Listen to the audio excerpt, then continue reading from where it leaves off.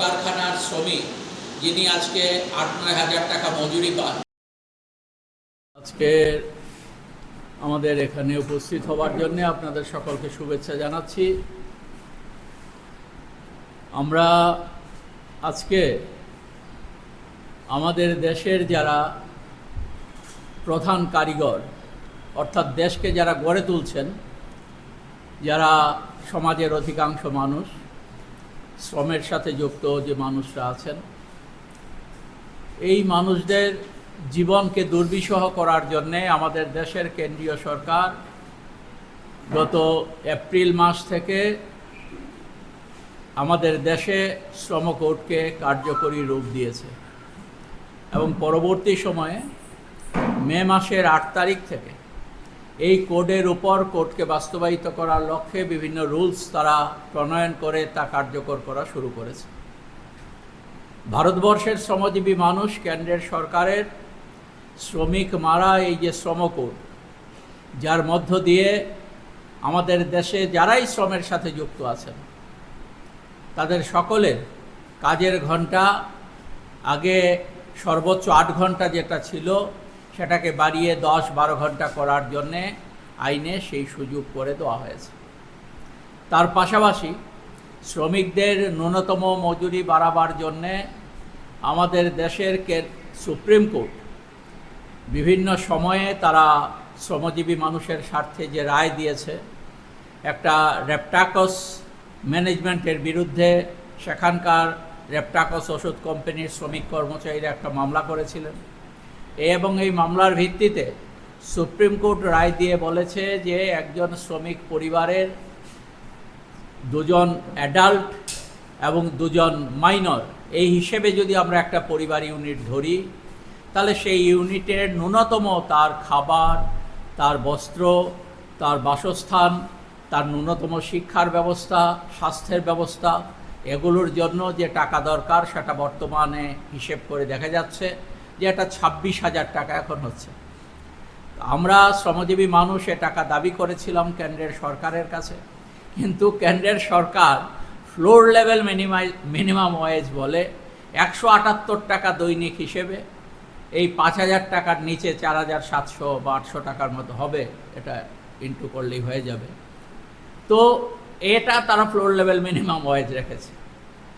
তার বিরুদ্ধে আজকে এই যে শ্রমকোড, এই শ্রমকোডের ৮ ঘন্টার কাজকে ১২ ঘন্টা করা, আমাদের দেশে ন্যূনতম মজুরি সুপ্রিম কোর্টের রায় অনুযায়ী তাকে কার্যকর না করা, এটার প্রতিবাদে আপনারা দেখছেন যে আমাদের দেশের উত্তর ভারত, উত্তরপ্রদেশ, হরিয়ানা, উত্তরাখণ্ড, দিল্লি, গুজরাট, বিহার, মধ্যপ্রদেশ, এই সমস্ত রাজ্যের, পাঞ্জাব, এই আরও অনেক রাজ্য আছে, এই সমস্ত রাজ্যের লক্ষ লক্ষ শ্রমিক, তাদের উপর যে দুর্বিষহ অত্যাচার, স্থায়ী শ্রমিক হিসেবে কোনো কলকারখানায় এখন নতুন নিয়োগ করা হচ্ছে না।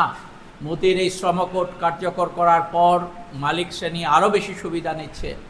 যে কোনো সময়ে শ্রমিকদের সেখানে নিয়োগ যাদেরকে করা হয়েছে তাদেরকে ছাঁটাই করে দেওয়ার আইনি অধিকার এই শ্রমকোডের মধ্য দিয়ে দেওয়া হয়েছে।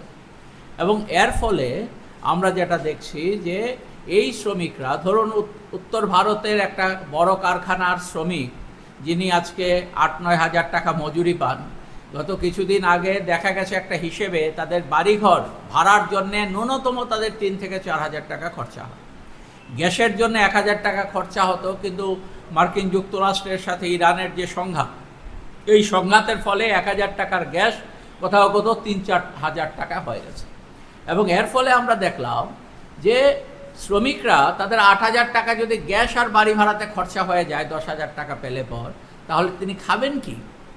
এর বিরুদ্ধে প্রচণ্ডভাবে বিক্ষুব্ধ হয়ে লক্ষ লক্ষ শ্রমিক তারা রাস্তায় নেমে এসছেন এই সমস্ত রাজ্যগুলোতে। এবং আমরা দেখেছি যে এর ফলে সেখানকার সরকার কিছুটা বাধ্য হয়ে কোথাও ৩,০০০, কোথাও ২,০০০ টাকা ন্যূনতম মজুরি বাড়াতে বাধ্য হয়েছে। আমাদের দাবি হচ্ছে ২৬,০০০ টাকাই শ্রমিকদের মজুরি দিতে হবে।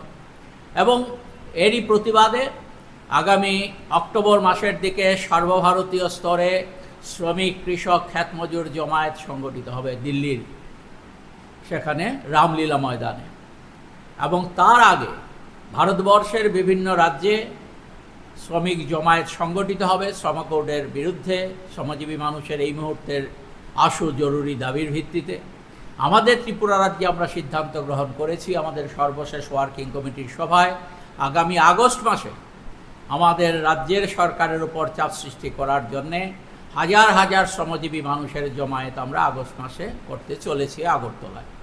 এবং তার আগে বিভিন্ন যে আমাদের মহকুমাগুলো আছে, 23টা মহকুমা প্রশাসনিকভাবে আমাদের রাজ্যে, সাংগঠনিকভাবে আমাদের 24টি মহকুমা, এই 24টি মহকুমায় আমরা আগামী জুন এবং জুলাই মাসে শ্রমজীবী মানুষের সমাবেশ সংগঠিত করার মধ্য দিয়ে এই শ্রমকোড বাতিলের আওয়াজ আমরা তুলব এবং আগামী দিনে যাতে কেন্দ্রের মোদী সরকার বাধ্য হয়, কারণ আপনারা জানেন আমাদের দেশে কেরালার লেফট ডেমোক্রেটিক ফ্রন্ট সরকার যখন ছিল গত ডিসেম্বর জানুয়ারি মাসে 2025-26-এর, তারা একটা কমিটি করে দিয়েছিল। সেই কমিটির নেতৃত্বে ছিলেন প্রাক্তন সুপ্রিম কোর্টের বিচারপতি গোপাল গৌড়া। তার নেতৃত্বে যে বিল আসবে এবং টাকার পরিমাণ বাড়বে, এটা করছেন না তারা। আর একটা সুকৌশল শুরু হয়েছে, গোটা রাজ্যে লোক নিয়োগ নেই, খুব সুকৌশলে বেসরকারি সংস্থাগুলোকে দিয়ে এখন দেখবেন যে আপনার কোনো বিদ্যুতের কোনো অসুবিধা হলে তাদেরকে দিয়ে কাজ করানো হয়। তারা সেখানে গিয়ে নামে বেনামে বিল বাড়িয়ে দিয়ে নিগম থেকে টাকা আদায় করে নিচ্ছে। আগে এই কাজটা করতেন নিগমের কর্মচারীরা, সুন্দরভাবে সূক্ষ্মভাবে করতেন, পরিষেবাও ভালো ছিল। এখন সেখানে ঠিকাদার নিয়োগ করে ঠিকাদারের মাধ্যমে মেনটেন্যান্স, যেটা এই মেনটেন্যান্সের ব্যাপারটা ঠিকাদারের হাতে তুলে দেওয়া হয়েছে। এই অবস্থা চলছে এবং কোনো নতুন নিয়োগ টিয়োগ ইত্যাদি নেই এবং পরিষেবাটা প্রায় অনেকটা মুখ থুবড়ে পড়েছে। এবং এই পরিস্থিতির মধ্যে লক্ষ্য করা যায় নিগমের আমোদ প্রমোদ কিন্তু বন্ধ নেই এবং খাওয়া দাওয়ার থেকে আরম্ভ করে বিভিন্ন উৎসব অনুষ্ঠান এগুলো চলছে। টাকাটা দিচ্ছে কে? গ্রাহক। এই টাকা কিন্তু সরকার দেয় না, সবটা দিচ্ছে কিন্তু গ্রাহক। এবং এখানে দেখবেন আগেও গাড়ি ব্যবহার হতো, অফিসারদেরকে তো গাড়ি দিতেই হবে, ইঞ্জিনিয়ারদের গাড়ি দিতে হবে। সেই গাড়িগুলো এত দামি গাড়ি ছিল না, এখন এক একজনের দেখবেন দামি গাড়ি বহর। এখানে একটা বিরাট অঙ্কের টাকা সেখানে চলে যাচ্ছে। তাহলে খরচ কমবে না বাড়বে, এটা তো তাদের দেখা উচিত। এবং বিদ্যুতে টাকা আদায়ের চূড়ান্ত ব্যর্থতা, এটা জনগণের কাঁধে গ্রাহকদের কাঁধে চাপিয়ে দিয়েছেন। এই পরিস্থিতি চলছে। আমরা বলবো এই বর্ধিত মূল্য প্রত্যাহার করা হোক। আর জেনারেশন তো একবার শেষ করে দিয়েছেন, বর্মরা মুখ থুবড়ে পড়েছে, কোটি কোটি টাকা সম্পদ ধ্বংস হচ্ছে। রুকিয়া একই অবস্থা চলছে। আজকে 8 বছর হয়ে গেছে, রুকিয়া এখনও দুইটাই কম্বাইন সাইকেল করার কথা, উৎপাদন বাড়ানোর কথা, সেটা কিছু করেননি। আর সঙ্গে ডোমগুলো প্রায় মুখ থুবড়ে পড়েছে। তো রাজ্যের নিজস্ব বিদ্যুৎ উৎপাদন ব্যবস্থাকে শেষ করে দিচ্ছেন। ভবিষ্যতে এই বিদ্যুৎ ব্যবহার গ্রাহকদের পক্ষে খুব কঠিন হবে। সঙ্গে আরেকটা বিষয় আমরা বলছি, পেট্রোল ডিজেলের দাম অস্বাভাবিকভাবে বেড়েছে।